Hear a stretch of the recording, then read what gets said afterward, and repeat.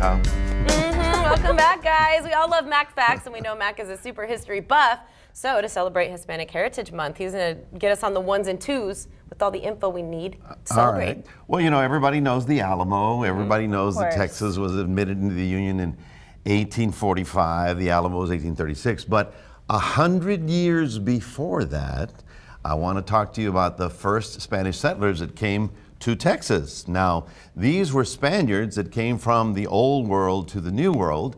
We know that the Spaniards had been here since 1500s, but you know, Texas was not really established or settled until about 1700. At that time, the King of Spain, who was Philip II, offered land and titles to any Spaniard that would move to the New World. Well, he got a bunch of people from the Canary Islands, which are Spanish islands off the Iberian Peninsula. They sailed to the New World, and watch this track. This is a real track. They landed in Veracruz, and they caravanned, you know, whether it's a whatever, to Mexico City. And then they took a 1,000-mile journey overland. Wow. From Mexico City to San Luis Potosí, over the mountains of Saltillo. And this map that they did here, it traces the exact places where they camped along the way. Wow. They went over Saltillo, which is Monterrey, went across Monclova, then finally crossed the Rio Grande, and then crossed the Rio Nueces, you know, the Nueces River. And finally, they landed at the Presidio of San Antonio de Béjar. Now, prior to their arrival as civilians, the mission outpost had been inhabited by missionary priests, soldiers, and the Indian converts. So the Canary Islanders were the first citizens, settlers of San Antonio, Texas, and that year was 1731.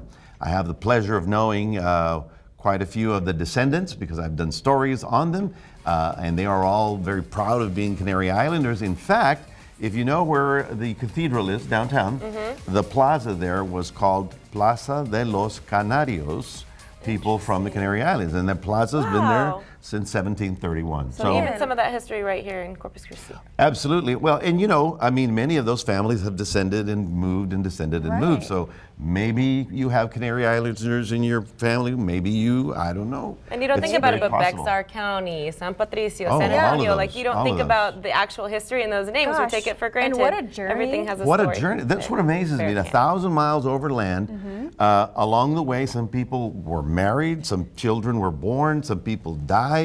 And it was original 56 names, surnames of families that came.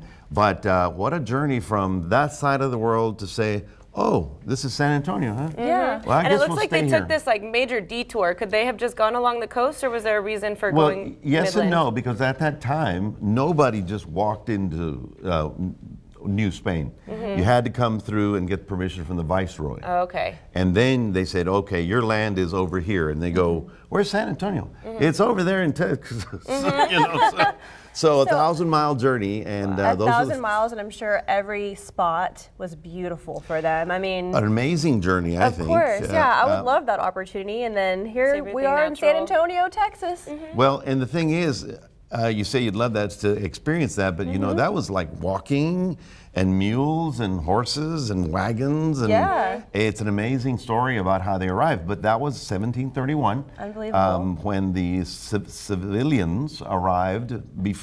Before that, it had been only the military that was there. Wow. Well, thank you for sharing that history with us. We always learn so much from you, Mac, and we know our viewers love it. We certainly learned a lot about Hispanic culture. Up next, we're going to share a few ways that you can celebrate your Hispanic Heritage Month with your loved ones. It's a fun way, and we'll be right back to find out. You're watching Coastal Living on KZTV, the only lifestyle show made in the Coastal Bend for the Coastal Bend. Don't go anywhere. We'll be right back.